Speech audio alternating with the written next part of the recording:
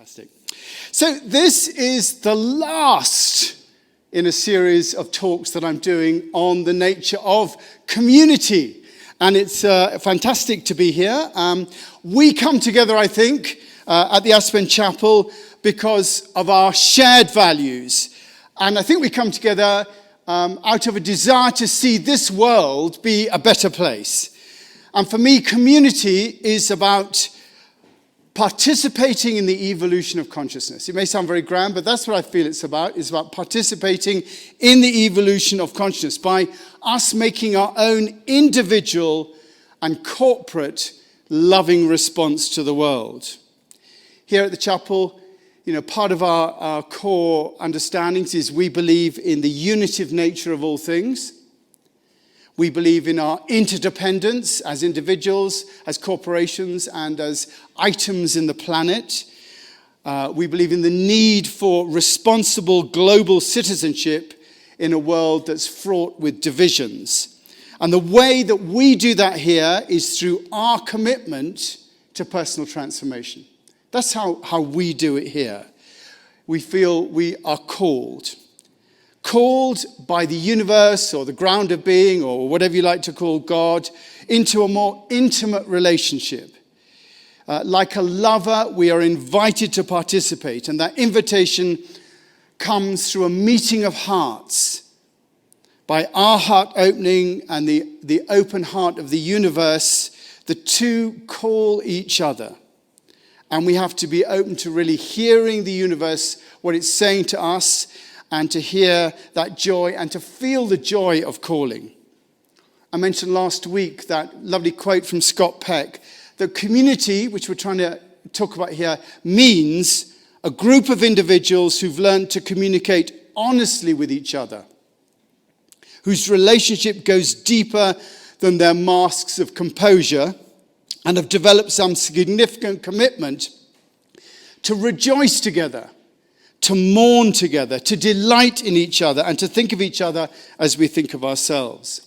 That's really an amazing idea about community. And our slogan here at the chapel has been for a number of years, a spiritual home for everyone. And I think that's our starting point here. And being a spiritual home for everyone, our foundation is not about belief, it's about that presence that I spoke about a couple of weeks ago. When we come together, we recognize the presence that we share here in community. It's like coming together and sharing truth, or that's what it should be. It's the presence where we're willing to be with each other and we're open to sharing all that's within us and outside us, getting beyond those marks of composure. It's sharing that 360-degree awareness that includes everything that we're conscious of, everything that's out there, everything that's in here, in the present moment, that includes all time past and all time future. We're contained by the dimension of time in the present moment. We're contained by time, not at the effect of it. Sharing this experience of presence, I think, is the basic foundation of community. We come together to share this present moment, our true home. And we share that with each other when we're with each other. And this present moment is not just a series of nows that we try to capture one after the other. It is a present moment that contains all time past and contains all time future. We exist in a sphere of consciousness that contains what Einstein refers to as the fourth dimension. It contains time. To live in this eternal present is to be enlightened. We're here in the three dimensions, and true presence opens to us to that fourth dimension. Not a point in time, but a special dimension that includes the fullness of time. But, it's not always possible to be enlightened all the time. And so, you have to have sort of safety nets as community.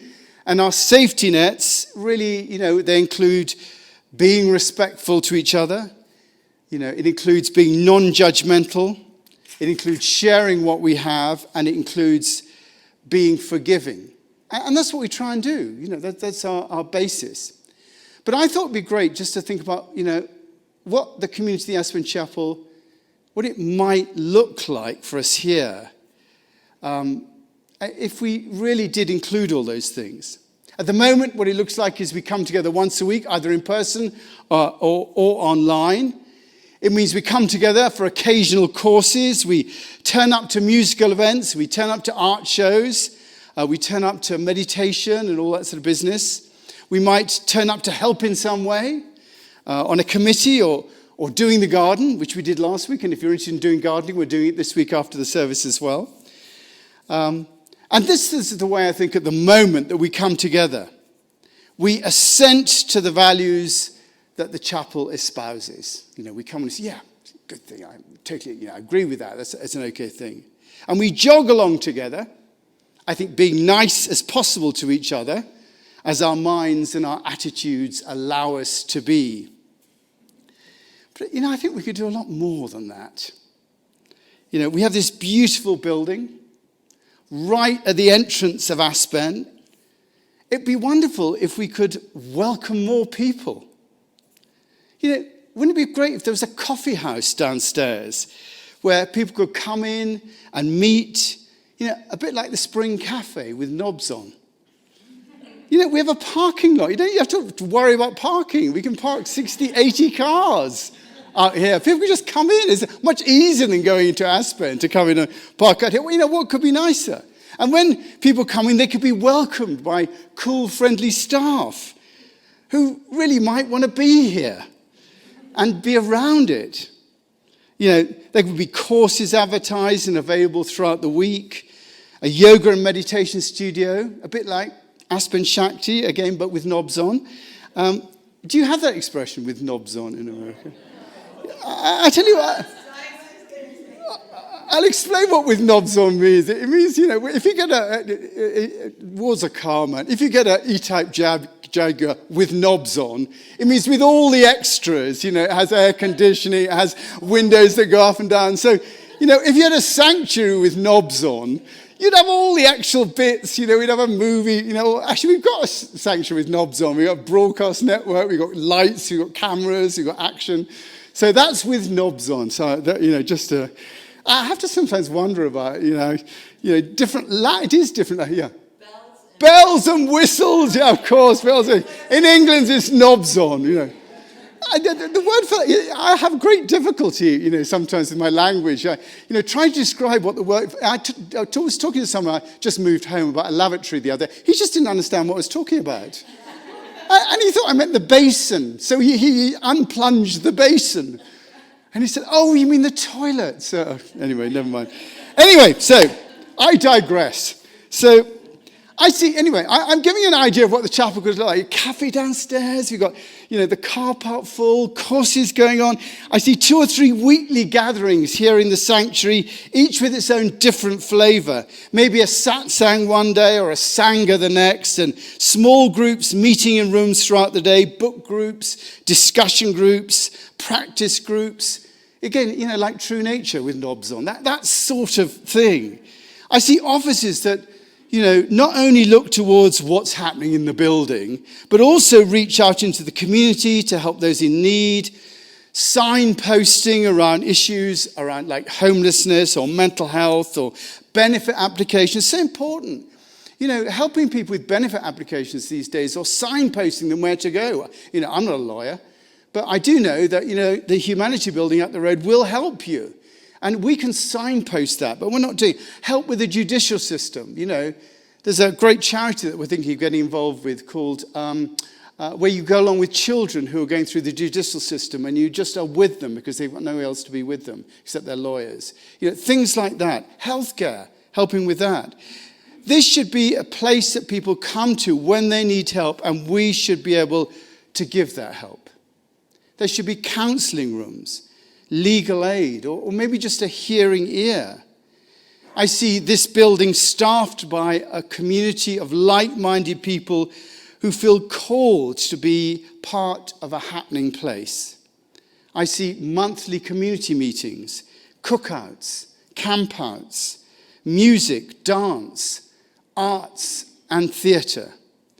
I see young people, old people, and children making their contribution and enjoying the space around here. I also see, quite frankly, this space transformed. You know, if you go down to true nature, you know, there's a beauty around all the little things that are there, and, you know, the carvings, the labyrinths, the work studios, the cafes, the shops. And I think we could do a bit of that here, quite frankly. I mean, the sanctuary, yes, it's beautiful, but I think we could be really creative about what goes around it and the garden and how people are invited into that. You know, I'm talking about an upgrade of everything that we do here. And I think that, you know, it's needed and it's time for that to happen. Based upon the wisdom, everything, all of it, based upon the wisdom inherent in the presence that we share together. Motivated by a desire for others also to share in this presence. To share in this presence. And that means not hiding that presence in sort of small groups that come together unannounced outside our small community, but by creating an environment so attractive and interesting that people want to come and be around it.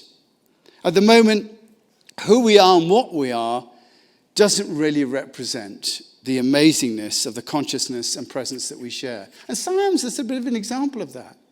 I mean, that is the sort of excitement and, you know, creativity that I would like to see around this place. I'd like to see this chapel full of people wanting that sort of presence and excitement. That presence which goes beyond time and space has to break out of the space that we are currently inhabiting. And we have to create a new and we have to create a more vibrant space. We can be so much more because I think we've got so much going for us. You know, we have each other. We have the wisdom of the ages. We have art. We have music. We have this wonderful building in this wonderful space. We have a broadcast capability, and we can reach way beyond the valley. I'd like to see a group of people coming together because they're excited about their spiritual practice and wanting to share that spiritual practice with others. That's why I want to see people coming together here. Wanting to build on what we have. Enjoying each other's company. Of sharing our homes and our families with each other. So we do communicate honestly, and, you know, our relationships go deeper than the masks of our composure, and we develop the ability to rejoice together and to mourn together.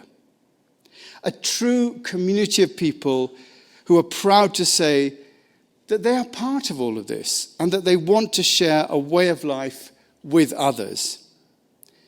Not just assenting to values. That's so boring. Yes, I agree. That doesn't get us anywhere except agreement.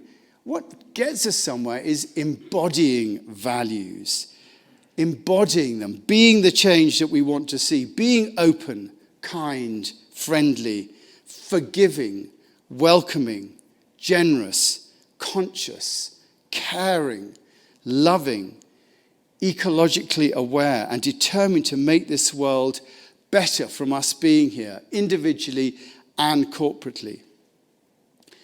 Now, you know, I've perennially bored people with the mission statement of the chapel, and I'm going to do it again because actually it does state all these things. It says that this is what we're supposed to do.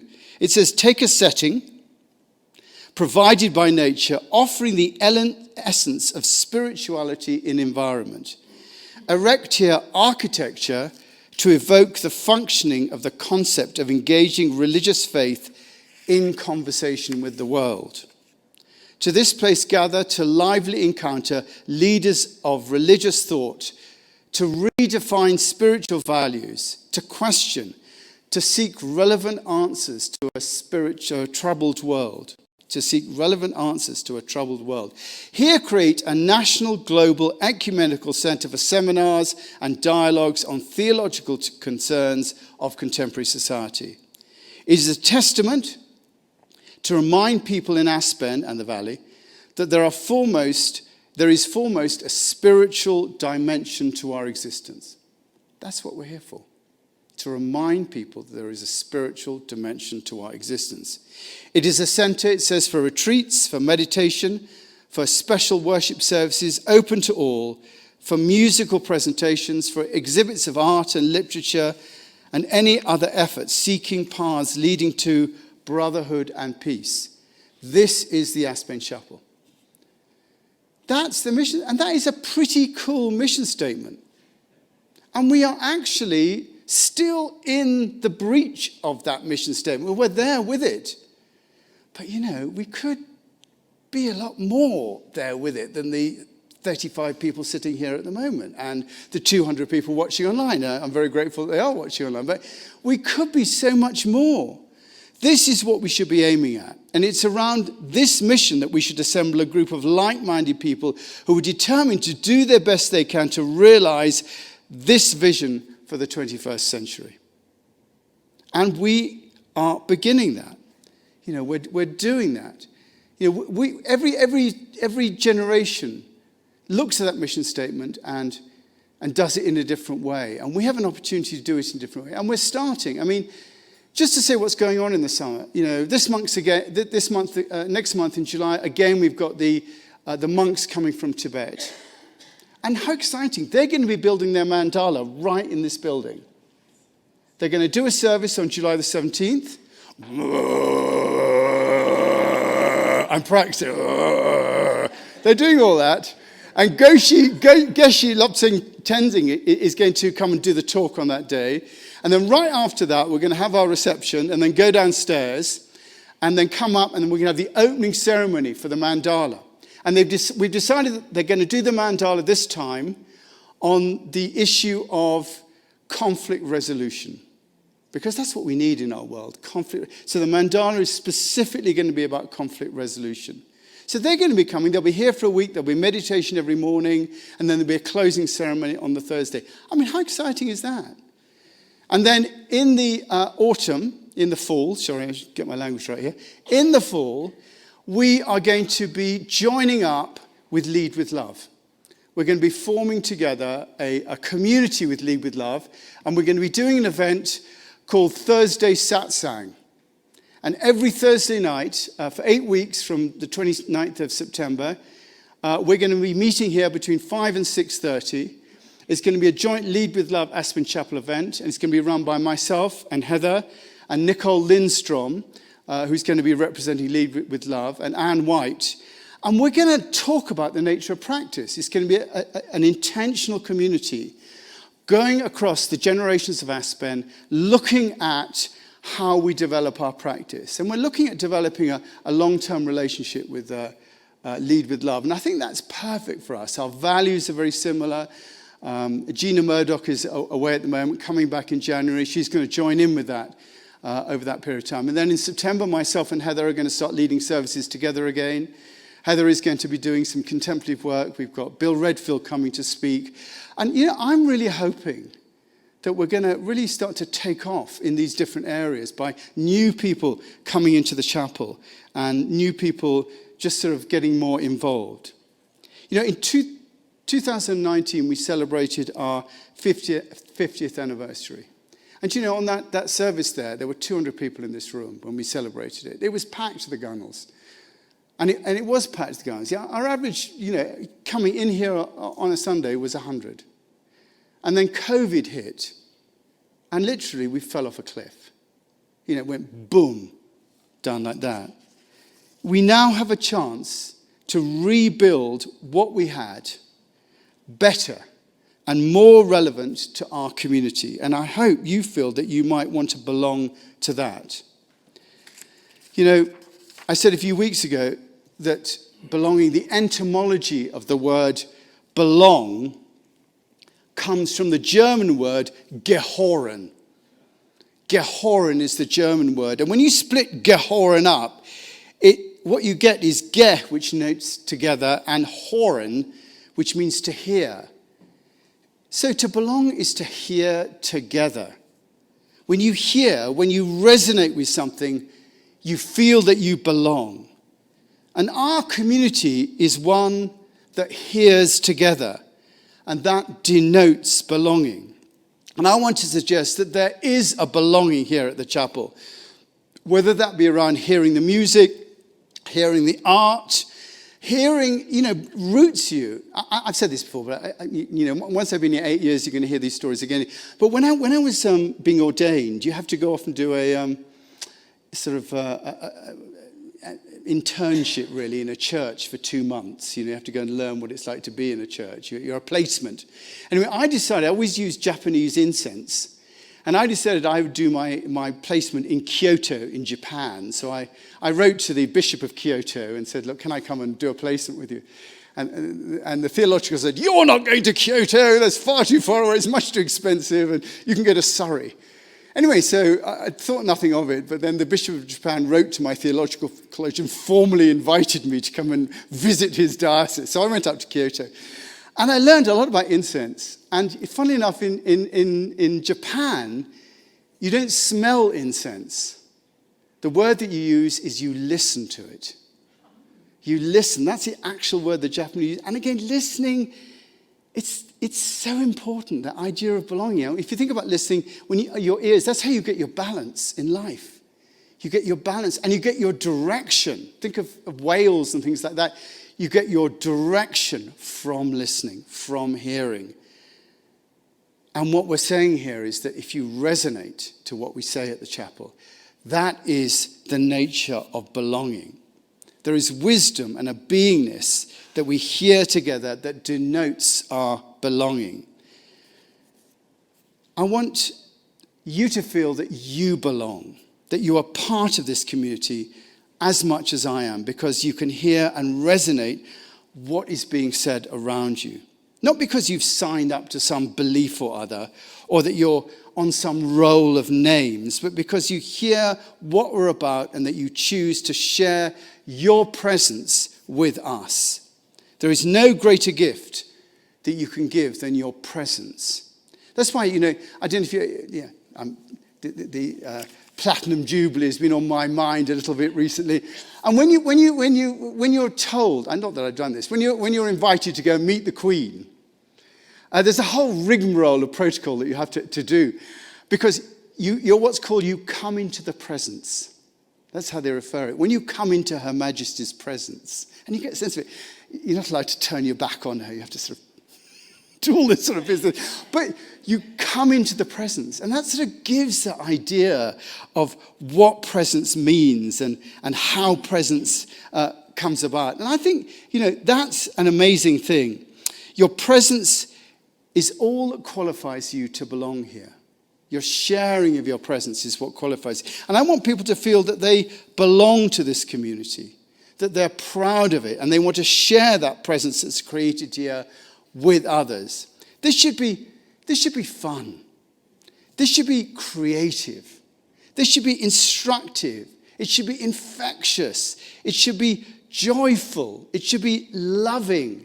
It should be vibrant. It should be all those words.